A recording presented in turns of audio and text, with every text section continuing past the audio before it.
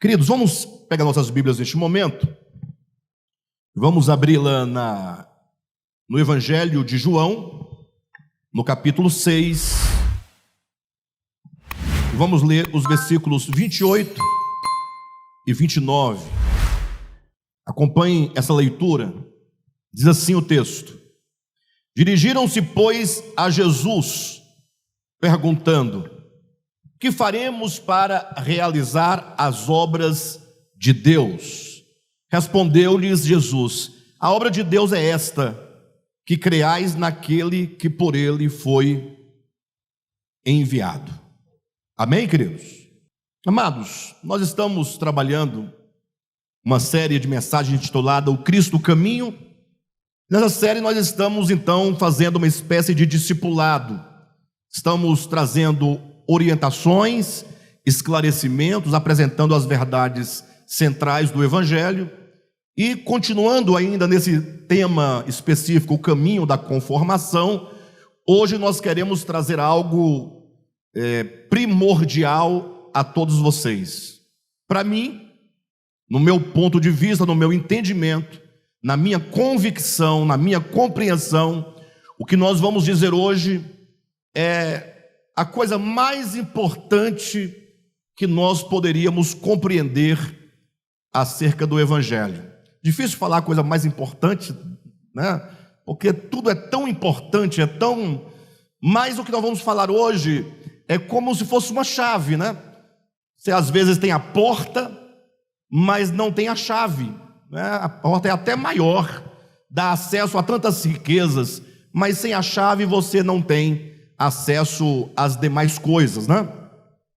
E hoje nós queremos, portanto, apresentar um grande problema e talvez um dos grandes inimigos desse nosso processo de conformação.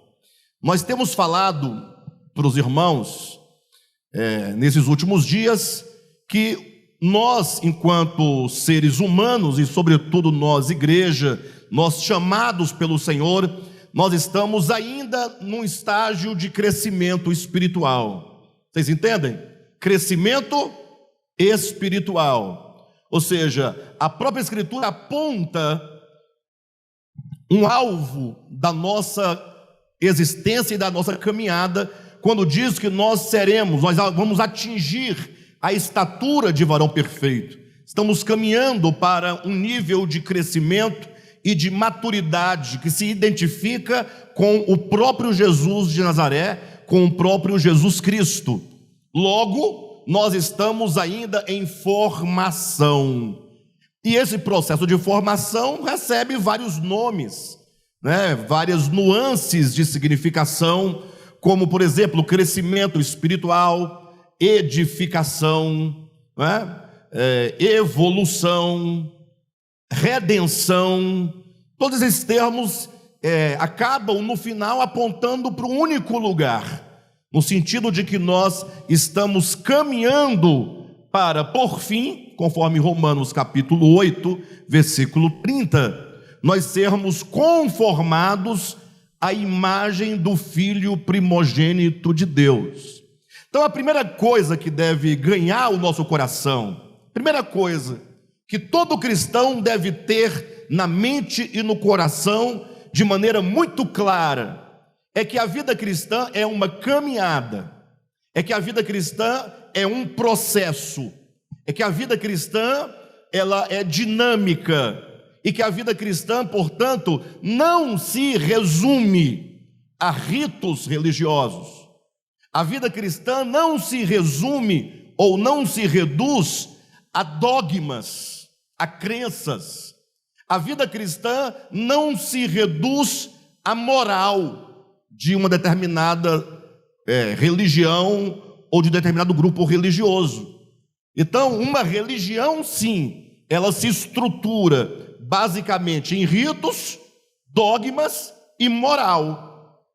Só que isso em nada melhora o ser humano. Essas coisas não conseguem alterar o coração e a consciência das pessoas, não conseguem expandir a consciência. Então é preciso que nós entendamos que a vida cristã é um processo, a vida cristã é dinâmica, cada cristão está caminhando está experimentando um crescimento, pelo menos em tese, e nós temos como alvo atingir um nível de maturidade espiritual. É lógico, a gente fala maturidade espiritual, fica muito espiritual, né? Bem crente, bem evangélico, mas estamos caminhando para atingir um estado de maturidade humana. Deus nos criou à sua imagem e semelhança, mas nós não atingimos essa imagem e semelhança em toda a sua potencialidade. Então, é preciso que você entenda que muito mais que ir a uma igreja evangélica ou qualquer outro, né? Muito mais do que você cantar alguns hinos, muito mais do que você participar com ofertas para manutenção de um local de reuniões, muito mais que todas as atividades externas, a vida cristã deve ser um acontecimento experimentado e vivido dentro de você, onde o Espírito de Deus vai cada vez mais expandindo o reino de Deus dentro de você, enquanto governo, autoridade, paz, justiça, alegria, ou seja, vai te tornando uma pessoa cada vez mais semelhante e conformada à imagem de Jesus. Primeiro ponto, não tenha uma vida de... a palavra conformar ganha vários sentidos, né? Eu ia falar, não tenha uma vida de conformidade, né? Ou melhor, seria de conformismo, né? Ou seja, para você não ficar simplesmente realizando meras atividades, né, que tem cara de cristã, sem experimentar essas realidades espirituais. E esse ponto que nós estamos trazendo inicialmente, eu quero apresentar um grande problema que inclusive foi o problema do povo de Israel, do Antigo Testamento.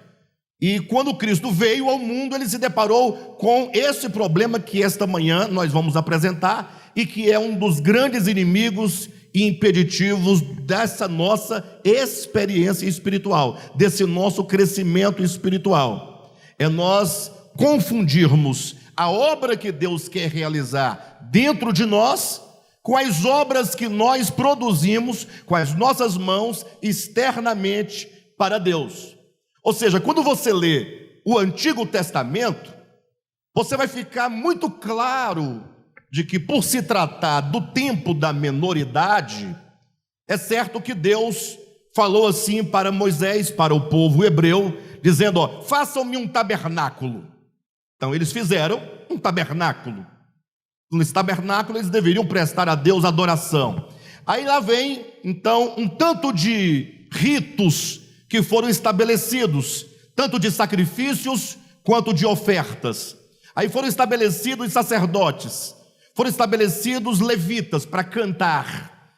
De modo que quando você lê o Antigo Testamento, fica-nos muito claro o fato de que toda a estrutura de culto e de adoração e de serviço do povo de Israel tinha uma expressão externa, uma expressão material. E quando você lê, você fala assim: puxa, é bacana, é bonito. Imagine você um templo, né? Não um galpão desse, coisa sem futuro, um galpão, né? Uma caixa, né? Mas um templo, né? Com todos os seus utensílios sagrados. Porque o homem gosta dessas coisas, né? Externas. Então imagine só que quando o povo hebreu chegava, né? No caso, no templo, eu estou falando de Antigo Testamento, logo eles entravam na primeira parte, que era chamada de átrio, ou que seja, o pátio, e lá tinha uma bacia de bronze, né? Onde tão logo entrasse o sacerdote, tinha que fazer o rito ou o ritual de lavar as mãos. Então era tudo muito protocolado, era tudo muito bonito. Você vê todo aquele serviço sendo prestado, o sacerdote vestido com as suas indumentárias, também bem desenhadas, né? A Deus deu o desenho das roupas, do tecido, tudo certinho, o éfode no peito, a mitra na cabeça, né? Enfim, e ali ele lavava as mãos numa bacia de bronze. Em seguida vinha o altar de holocausto, onde se sacrificava o animal. Era o momento solene da imolação do animal para perdão de pecados, o sangue sendo derramado, aquele silêncio, aquela contrição. Fala a verdade, é bonito ou não é bonito?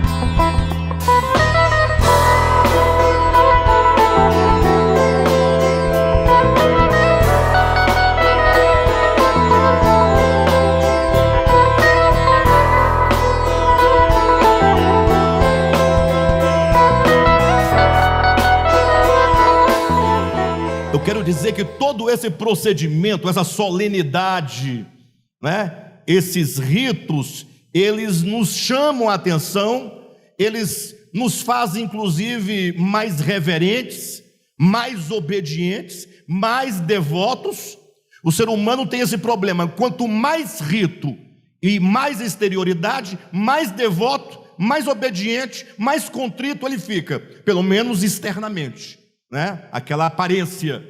E então o sacerdote continuava o processo, passava para o santo lugar, onde lá dentro do santo lugar, onde só os sacerdotes podiam entrar diariamente, lá tinha um altar de incenso, de ouro, tinha um candelabro e tinha a mesa dos pães, e no outro compartimento, que só podia entrar uma vez por ano o sumo sacerdote, estava lá a arca da aliança, com o propiciatório sobre ela, dentro as tábuas da lei, uma urna contendo maná e a vara de Arão que floresceu. Então, nesse templo aconteciam as festas anuais, aconteciam os sacrifícios diários, ou seja, eles tinham toda uma estrutura externa, material, de ritos e de dogmas. Então foram anos e anos e séculos naquela tradição. Então uma pessoa que é criada numa tradição dessa, né? Imagine só os seus pais, seus avós, seus bisavós, né? Os seus trisavós, tataravós. Aí você vai buscando, não tem nem mais o que colocar aqui de palavra. Desde os antigos, 500 anos, 1000 anos, 1600 anos de cultura, de tradição daquele templo, tinham tudo aquilo por verdade, é a verdade. Toda uma história construída, uma tradição, um culto, um rito, serviços sagrados, sacerdotes sagrados, ofertas sagradas, dias sagrados, festas sagradas, tudo sagrado. Será que nós também não temos uma experiência, talvez não tão profunda quanto a do povo de Israel, mas um pouco semelhante? Será que quando nós nascemos e fomos educados, para aqueles que nasceram no Evangelho, você aprendeu a servir a Deus, ouvindo o seguinte: olha, para servir a Deus você tem que fazer isso, tem que fazer aquilo outro, realizar isso, viver deste modo, vestir-se deste modo, ir à igreja tantas vezes por semana, ser batizado na água, falar em línguas, vestir essa roupa, não beber essa bebida, não comer aquela comida, não frequentar aquele lugar. Nós aprendemos tudo isso. E eu vou dizer para vocês, foi um tempo muito bom. Na minha experiência eu fui guardado de muitas coisas. O problema é que depois você chega no DEVAP, aí você chega aqui e fica esperando as ordens, O que que tem que fazer? Fala, nada. Tem que fazer nada. Aí não tem que pode vestir, pode comer, pode ir, pode fazer. Aí fala, então vocês estão malucos, porque aqui pode tudo. Aqui pode tudo. Bem, não é que aqui pode tudo, é que o tudo que é exigido religiosamente nunca mudou a sua vida. Você continua sempre a mesma pessoa, se não pior. E aqui é preciso um pouco de honestidade, cada um para consigo mesmo, de fazer um autoexame e falar: puxa, todos os rigores, os asceticismos, né, as exigências que foram impostas a mim enquanto cristão, eu não vou dizer que foi ruim, foi bom, me guardou, me protegeu, me podou, me segurou, me amarrou, só que não resolveu os problemas interiores do coração. Não resolveu, né?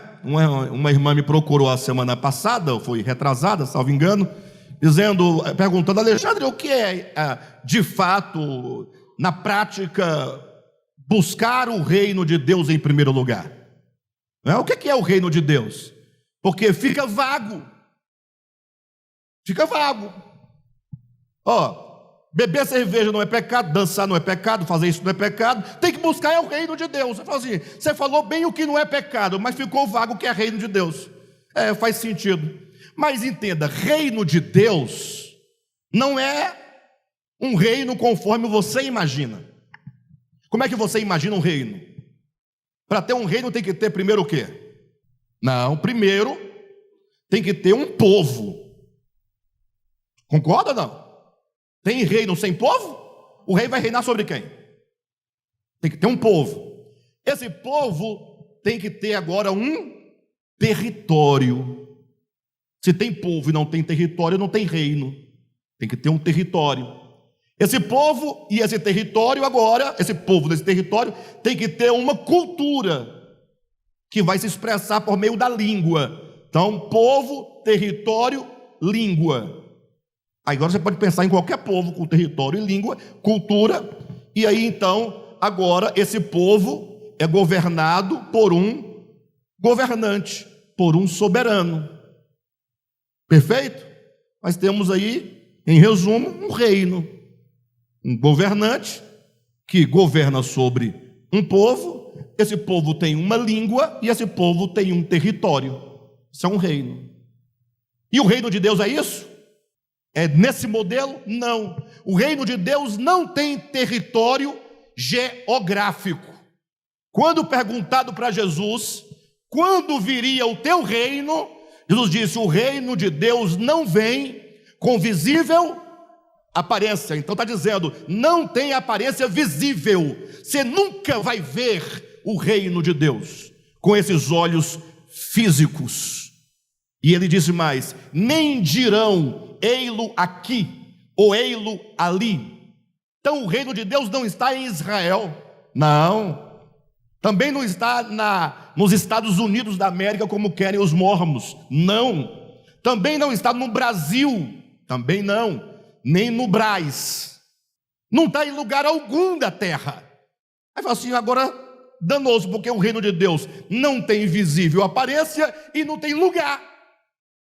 Aí Jesus fala: sabe por que não tem aparência visível e não tem lugar geográfico? Porque o reino de Deus está dentro de vós. Portanto, o reino de Deus é o próprio Deus que habita o homem e o governa as suas faculdades, dirige a sua vida. Em termos práticos, buscar em primeiro lugar o reino de Deus é colocar a sua vida espiritual e interior em primeiro plano, acima de qualquer outra coisa nessa terra. Ou seja, você tem uma alma, e essa alma é mais preciosa que o seu corpo. O quanto nós cuidamos do corpo? Você hoje escovou os dentes? Fala a verdade. O que significa isso?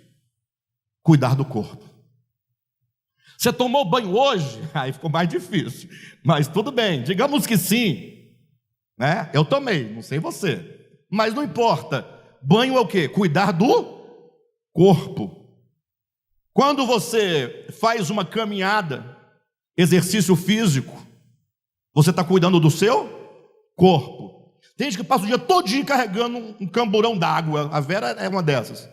Toda vez que está com a Vera, está com água do lado, bebendo água. Está ali, ó. Olha o tamanho da garrafa dela. Essa é pequena.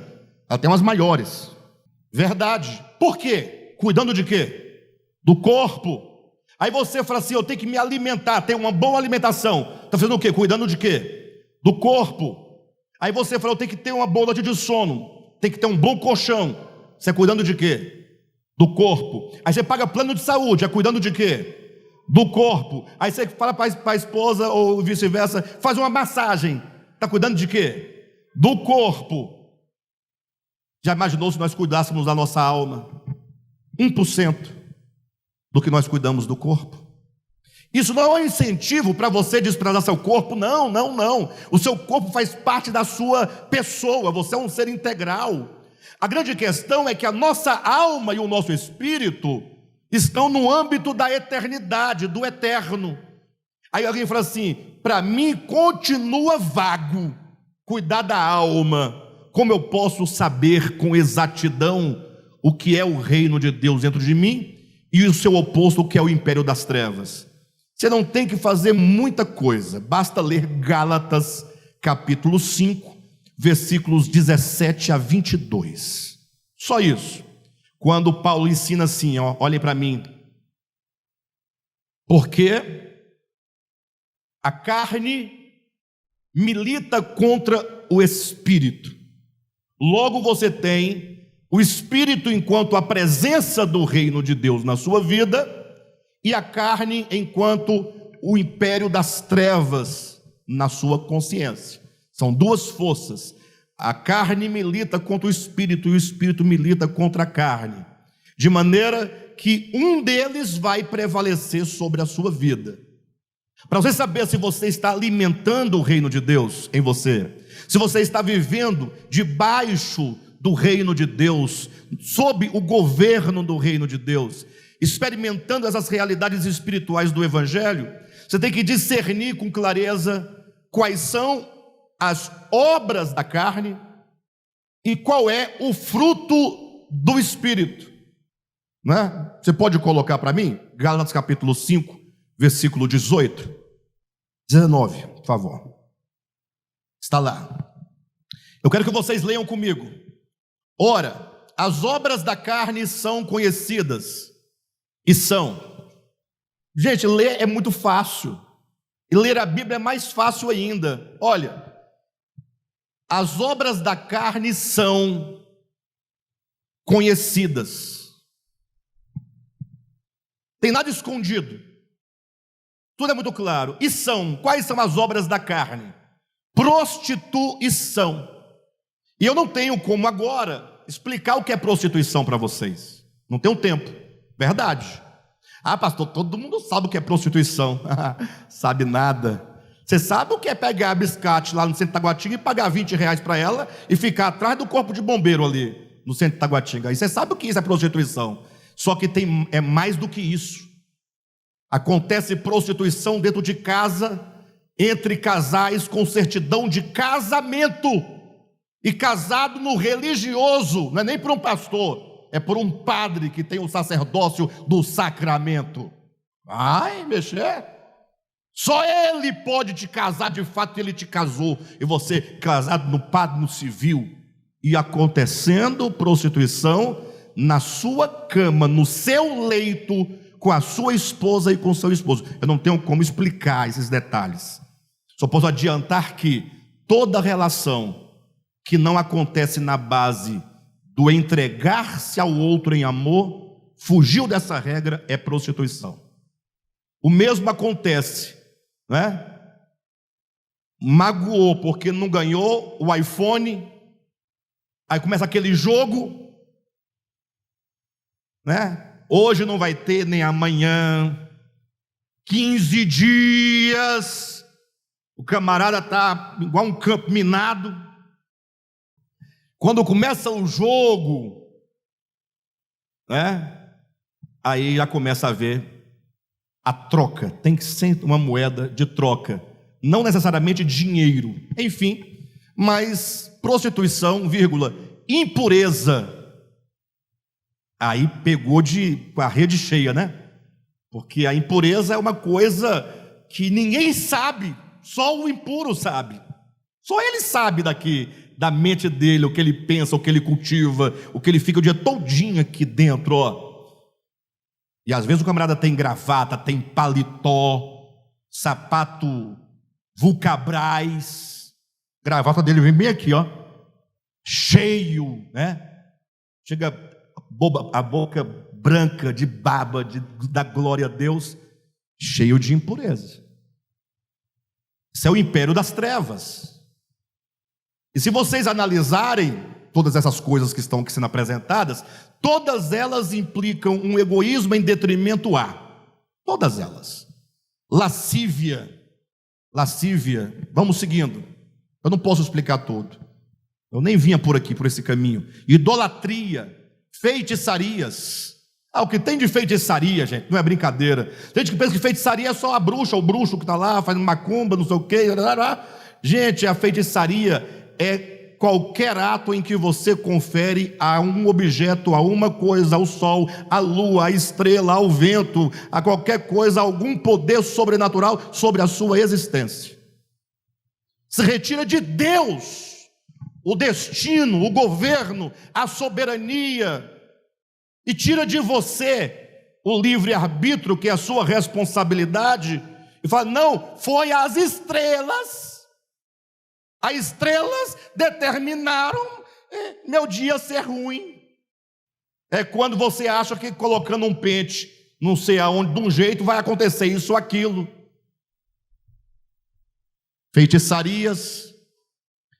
Essa aqui, podia até tirar da Bíblia, porque essa aqui não existe entre os cristãos, que é a tal da inimizade. Porfia. Jesus. Porfia. Ciúmes, iras, discórdias, dissensões, facções. Ou seja, tudo isso são obras da carne. Invejas, bebedices e glutonarias e coisas semelhantes a estas. É importante saberem que bebedice e glutonaria não tem nada a ver com churrasco no final de semana, tá, pessoal? Nada a ver. Absolutamente. Pode continuar fazendo o seu churrasco, pode comer sua carne, beber sua cerveja, se você quiser também. Se não quiser, pode beber suco de uva. Aqui, quando fala de bebedice e glutonaria, se você pegar um bom dicionário grego, não é? E depois do bom dicionário grego você ler a história grega ou greco-romana, né? Você vai entender claramente que aí é uma referência direta ao culto a Baco ou a Dionísio. Na Grécia é o culto a Dionísio, em Roma é o culto a Baco, que era regado a muita comida a ponto de as pessoas comerem, vomitarem, para continuar comendo por um dia, por 2 dias, por 3 dias, nesse processo todo de comer, vomitar, e bebendo dentro de rituais de prostituição, com prostitutas cultuais a esses deuses pagãos. Então é outra história. Bem, de todo modo, vocês perceberam o que é o reino, o império das trevas? É isso aí. Quando você vive essas questões na sua experiência, você não está no reino de Deus, não está vivendo o reino de Deus. Pastor, dessas aí tudinho, eu acho que 3 ou 4 eu estou meio enredado. É porque você está precisando de ser ganho pelo Evangelho. Todos nós, eu, você, uns aqui, outros ali, uns mais, outros menos, mas o fato é que nós precisamos de ter uma experiência interior. Versículo seguinte, 22. E aí vem o reino de Deus. Pronto. Reino de Deus não é ir para Jerusalém, não é ir para um templo, não é fazer isso, aquilo, outro. É o fruto do Espírito. O que é o fruto do Espírito? Vamos ler direitinho. Mas o fruto do Espírito é, primeiro, fruto. O que é fruto? É aquilo que é gerado. Não é? A irmã que estava louvando a Deus aqui, que está grávida, ela está gerando um fruto, é o fruto do ventre. Uma árvore produz fruto. E agora diz, o fruto do Espírito. Ou seja, o Espírito produz o quê? Fruto. Então, quando eu sou governado, dirigido pelo Espírito, ele vai produzir em mim um fruto. Logo, eu de mim mesmo não tenho. É preciso que o Espírito produza em mim o fruto. Isso é reino de Deus.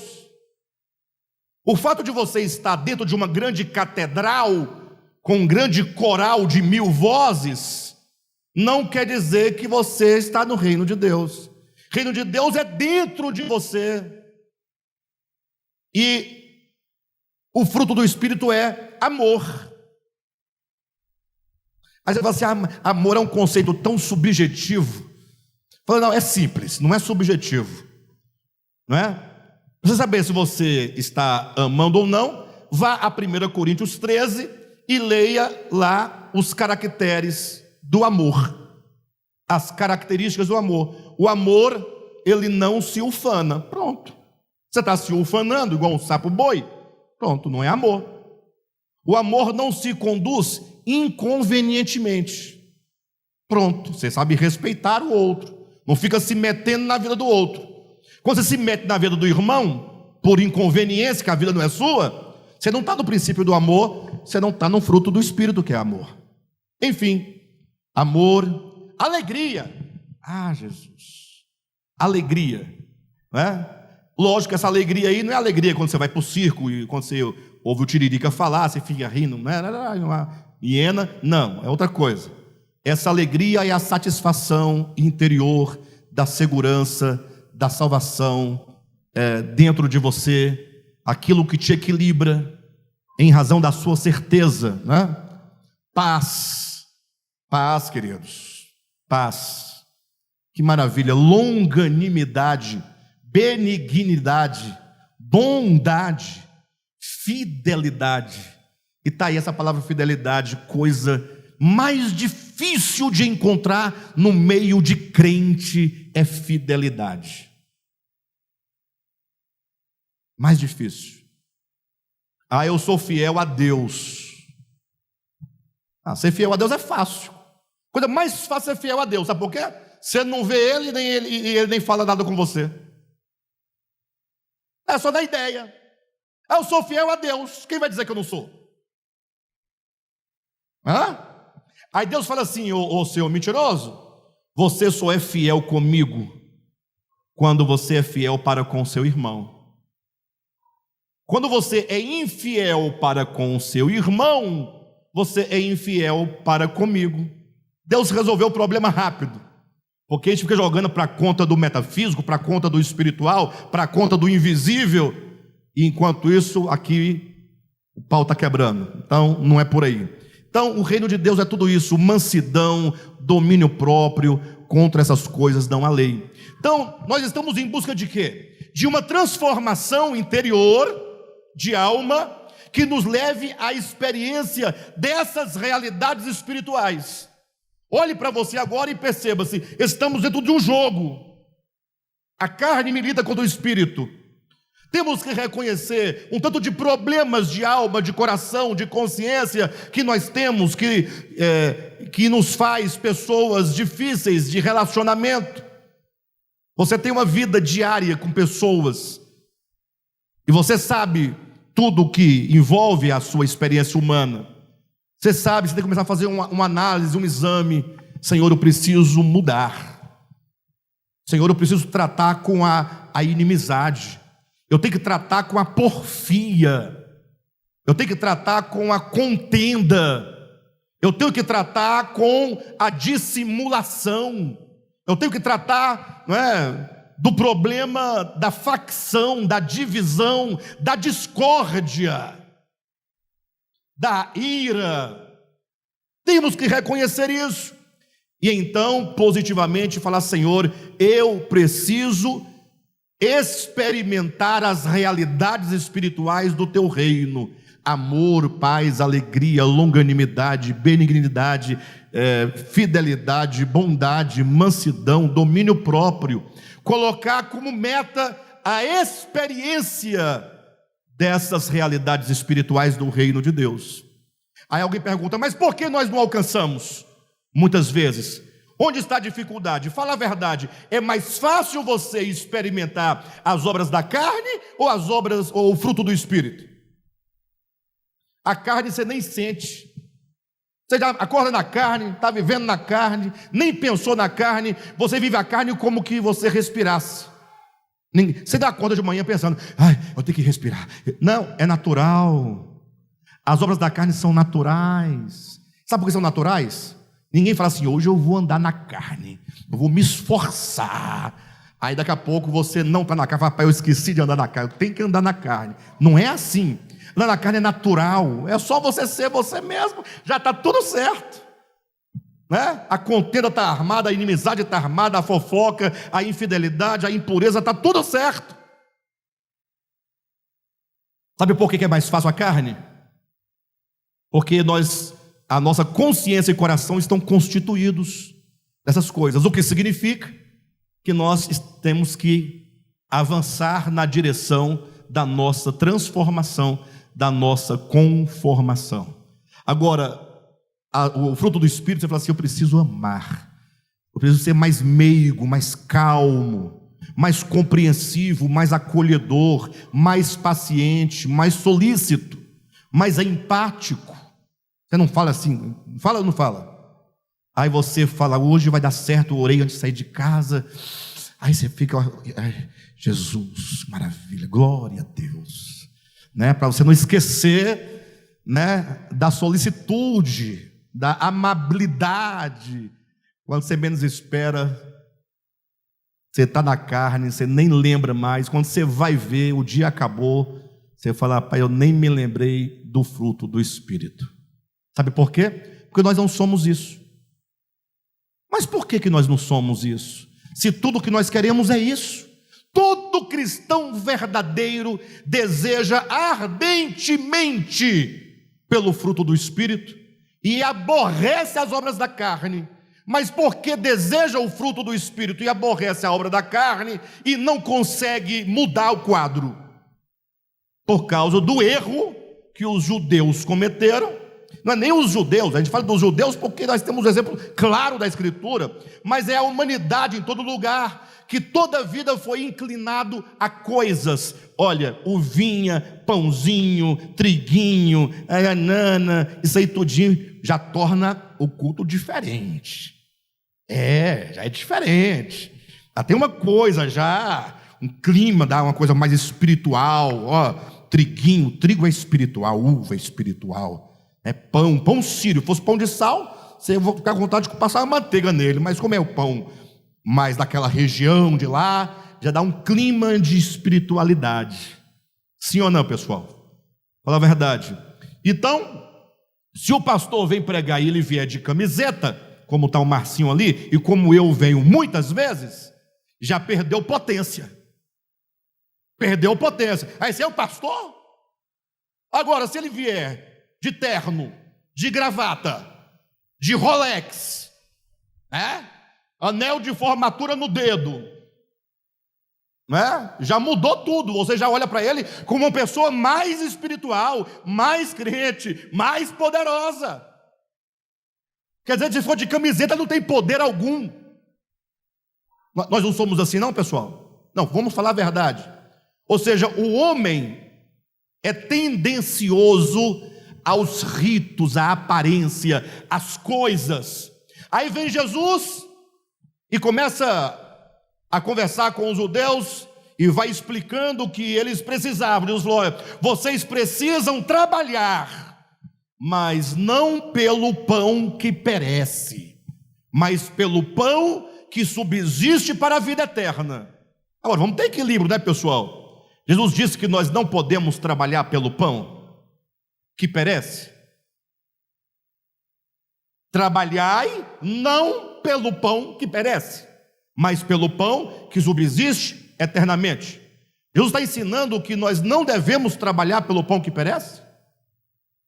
Jesus disse, olhem para mim, trabalhai não pelo pão que perece, mas pelo que subsiste para a vida eterna. Jesus ensinou que quem trabalha está errado. Quem trabalha aqui para ganhar o pão de cada dia? Só quem trabalha. Os aposentados, pode. Desempregado. Hein, pessoal? É lógico que Jesus não ensinou isso. Ele está fazendo apenas a distinção, dizendo: não trabalhe para Deus com as coisas materiais. Ou seja, não, Jesus está trazendo um ensinamento: não se serve a Deus com mãos humanas. Isso vai estar claro em Atos capítulo 17, quando Paulo diz claramente que Deus, o Deus que fez os céus, que fez a terra e tudo quanto neles há, não habita em santuário feito por mãos humanas, nem é servido por mãos humanas. Irmãos, coloca isso no seu coração definitivamente, é a chave. Olha para mim, nós nunca vamos vencer absolutamente nada enquanto você não compreender, não interiorizar, não receber, não aceitar esse princípio. Deus não é servido por mãos humanas. Pastor, é danoso, porque a gente faz as coisas, limpamos o local, olhamos os carros, trazemos uma oferta, cantamos uns hinos. Mãos humanas significa a indústria humana, o trabalho humano. Mas Deus não é servido por isso. Quando você faz isso, você não está servindo a Deus, você está servindo aos santos. Perfeito? Deus não precisa de pão, nem de vinho, nem de água, nem de dinheiro. Quando você veste uma roupa decente, por exemplo, é para Deus? Quando Deus vê um cachorro, o cachorro é vestido ou é pelado? Na rua. E não tem uns que ainda montam no outro, no meio da rua? Quem já viu um cachorro em cima do outro na rua? Aí Deus fica escandalizadozinho. Deus fica: ai meu Deus do céu, não olha não. Espírito Santo, olha, Deus faz isso? O que ele faz? Nada. Foi ele que fez. Normal.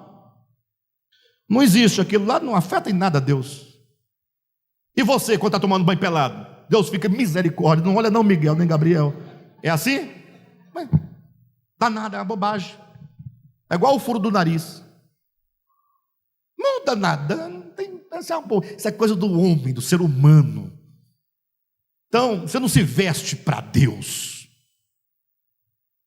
Então eu posso andar pelado por aí? Aí você vai ter um problema com os homens, certo? Deus não é servido por mãos humanas. E para que isso fique claro para todos vocês, entendam, eu estou pregando João capítulo 6, mas eu tenho que construir esse panorama todo para vocês entenderem. Havia na igreja de Romanos, a igreja de Roma, né? Igreja dos romanos, igreja de Roma, estava tendo um problema lá. Tinha um grupo de irmãos que guardava o sábado, e tinha outro grupo que não guardava dia nenhum, numa igreja só. Pensa numa confusão. Os irmãos que guardavam o sábado olhavam com que olhar para os que não guardavam o sábado? Olhar de acusação, de condenação, seus pecadores. E os irmãos que não guardavam o sábado, não guardavam por quê? Porque achava isso uma tolice, uma bobagem. E Deus é servido na segunda, na terça, na quarta, na quinta, na sexta, no sábado, domingo, todo dia, todo mês, todo ano, e assim, não há dia para Deus. Deus não é um ser temporal, Deus não está para o espaço nem para o tempo.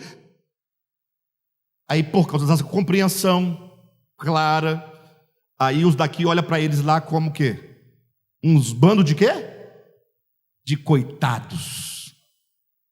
Mas vocês são... olha para a cara deles, vocês verem. Olha, tanto de tonto. Tudo tonto. Foi dessa lá daqui, são tontos. Guardando o sábado, não faz nada. E nós aqui estamos de boa, fazendo um churrasquinho, batendo um bom papo, legal. E os tontos, tu imagina só uma igreja dessa. Isso aqui é apenas uma simulação, tá, irmãos? Não dá problema aqui ou não dá? Aí os daqui condenando e os daqui zombando. Aí Paulo falou assim: gente, é o seguinte, olha para mim. O reino de Deus, não é comida e nem bebida. Vocês estão brigando por causa de quê? Do dia da semana. Vocês no sábado também não comem carne. Você é vegetariano, vegano. Aí é tonto de verdade. Não, aí é pra... Gente, desculpa quem é vegano. Brincadeira. Eu estou simulando, é uma simulação. Aí não come carne. E os daqui? É Buffalo Bill. Onde mais? Nativas, etc. Gosta de carne. Carne gostosa, carne boa. Aí os lá, tudo comendo alface, repolho, vagem, né? Azeitona, milho. E nós comendo aquela picanha, chega, Jesus, chega aquele caldo dessa, aquela coisa quase crua, né? Aquela gordura, aí eles ficam... O Bazinho já mudou de lugar, de ala. Ei, pessoal, olha para mim. Aí Paulo vai dizer: o reino de Deus não é comida nem bebida, e nem dias da semana. Ou seja, vocês querem servir a Deus com mãos humanas. Vocês estão trabalhando para Deus como se o reino de Deus fosse algo que perece. Você acha que servir a Deus, viver o reino de Deus, é ficar fazendo coisas para Deus, como comer ou não comer, beber ou não beber, vestir ou não vestir, oferecer um sacrifício ou não oferecer, dar um dinheirinho ou não dar um dinheirinho, ir ao templo ou não ir ao templo, a vida toda nesse jogo e não dá nada, não muda nada. Jesus disse: trabalhai não pela comida que perece, mas pelo pão que subsiste para a vida eterna. Aí os judeus ouviram aquilo e falaram: Senhor, o que nós devemos fazer para realizar as obras de Deus? Gente, essa pergunta é uma pergunta fundamental. E foi perguntado para quem? Para Jesus.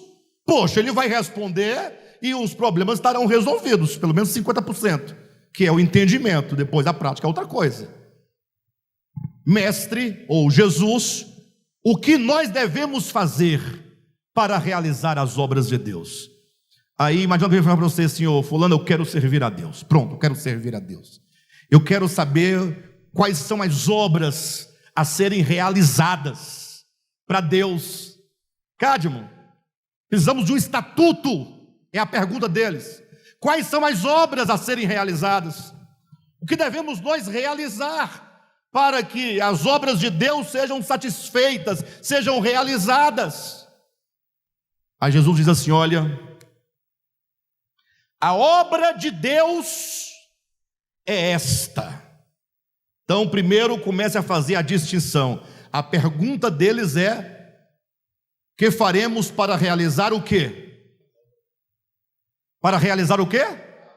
As, plural, obras de Deus.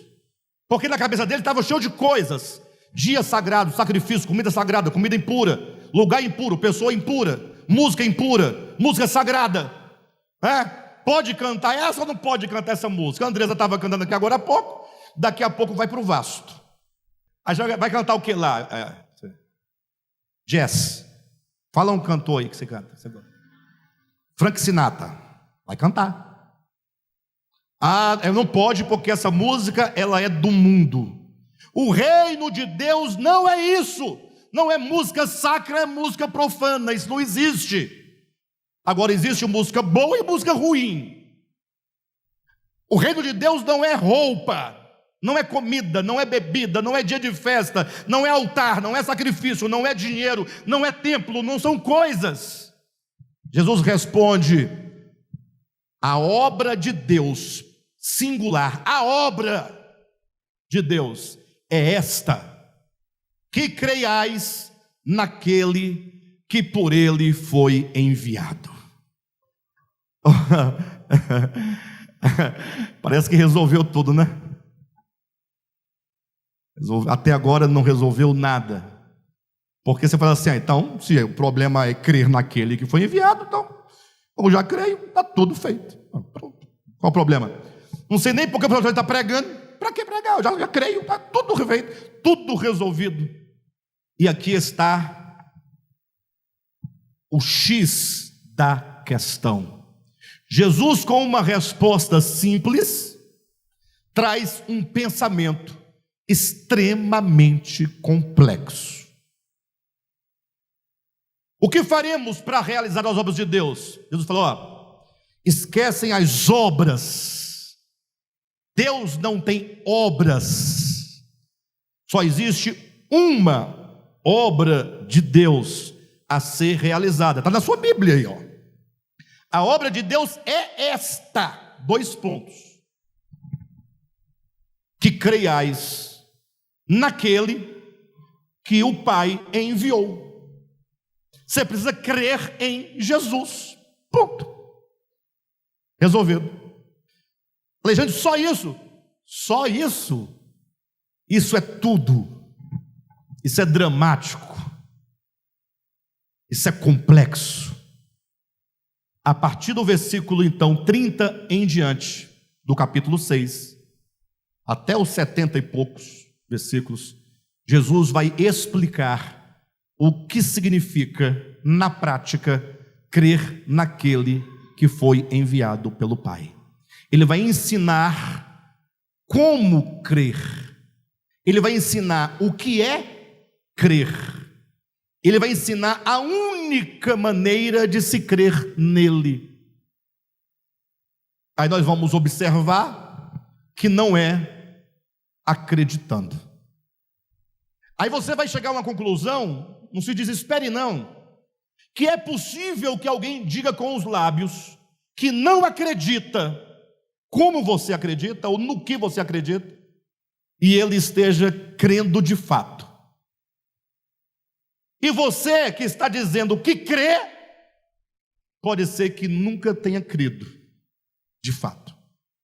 Olha a complexidade da coisa. Jesus vai usar quase 40 versículos ou mais, a partir de então, para explicar o que é o crer. Como crer e por que o crer traz a vida eterna. Todos vocês já ouviram, por exemplo, debates teológicos, o que fazer para ser salvo? Aí uns falam, basta crer.